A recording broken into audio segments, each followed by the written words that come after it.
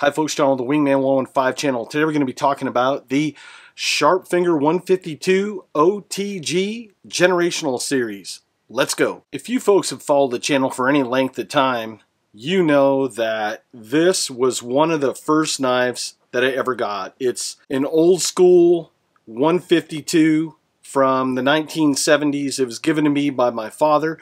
I have a video out called Knives of Our Fathers. I'll leave a link in the video description below. Really cool story about this blade and how it came about. Today I'm going to be sharing a new addition to that. This is the 152 OTG. We're going to test it out and see if new is improved. But first, let's cut away. We'll do a quick specs rundown and then we'll bring it back 360 to talk about it.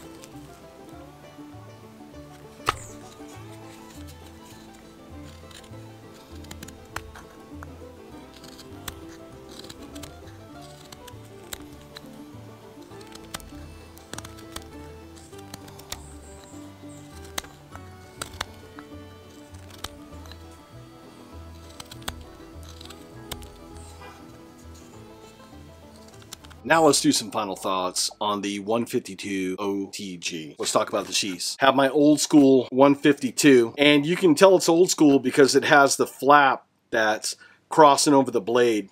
And a lot of times on these old school ones, that flap got cut. So in later editions of this knife, they wound up doing the retention strap over the handle. That's not a deal breaker on this blade. It's made out of leather. It looks almost reminiscent of the old school one. Next, let's talk about these knives. Now, there's some distinct differences in these blades, and we're going to point them out.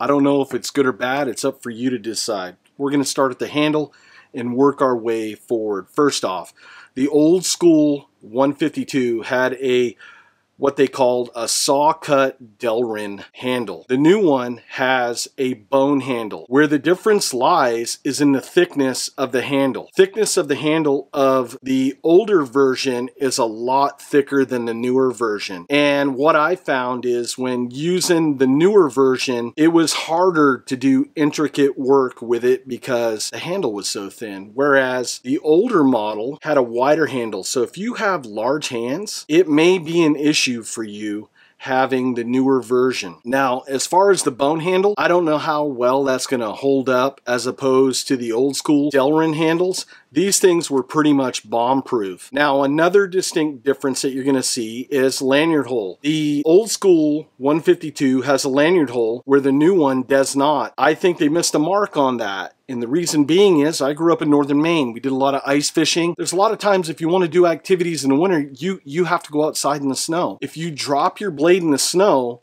and you don't have the lanyard around your hand, you're going to lose that knife. If you're hunting and fishing, you're going to drop it in the lake, you're going to drop it in a stream, it's gone. If you're gutting game, you drop it, sometimes it might get lost in the duff. So a lanyard hole would have been really nice on the newer edition. Blade steel, 1095 high carbon steel. All of them have that. But the design is where there's a distinct difference. The old school model had a full flat grind, whereas the new model has a hollow grind. You guys know that I'm not a huge fan of hollow grinds. This pretty much proved it. The cutting ability of this blade, and I think the way that the blade geometry was, it's just not a good cutter. It had a hard time cutting through the rope. It cut through the leather test just atrocious. It was just terrible. And I attribute that to the angle of the grind on this blade. The old school model has no problem with that. I've gutted a lot of game, a lot of fish with this, and it's just held up and lasted almost 50 years now. Hollow grind is keep the cost down. They're able to mill both sides at the same time. Saves time, saves money. I totally understand. But if you're going to bring back something and call it a generational model, it should at least be close to modeling what the actual original one was. Now, I would have definitely paid an extra $10 or $15 to have this as a full flat grind and to have that blade angle more in line with something that I'm going to be able to use out in the field. At this point, I'm going to be honest, this is just something now that's probably just going to sit around on my desk. So, as you can see, I'm not really a happy camper fanboy of the new 152 OTG. I think that Schrade really missed the mark on this one. They really could have made something to brag about. But now, it's just something that I'm going to advise you to save your money. Until they come out with a different model, save your money, folks. If you can, find an older model on eBay if you're a fanboy of this design.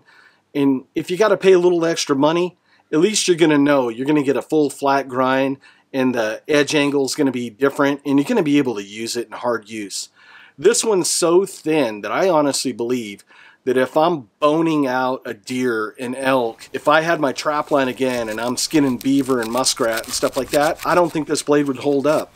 I think that we would start getting chips and I would probably wind up breaking this blade, unfortunately. So normally I don't like to talk bad about stuff and post videos, but I'm keeping it honest. We all work too hard for our money, and I'm going to advise you to save your money. Don't buy this model here. With that, folks, I hope this information helped you.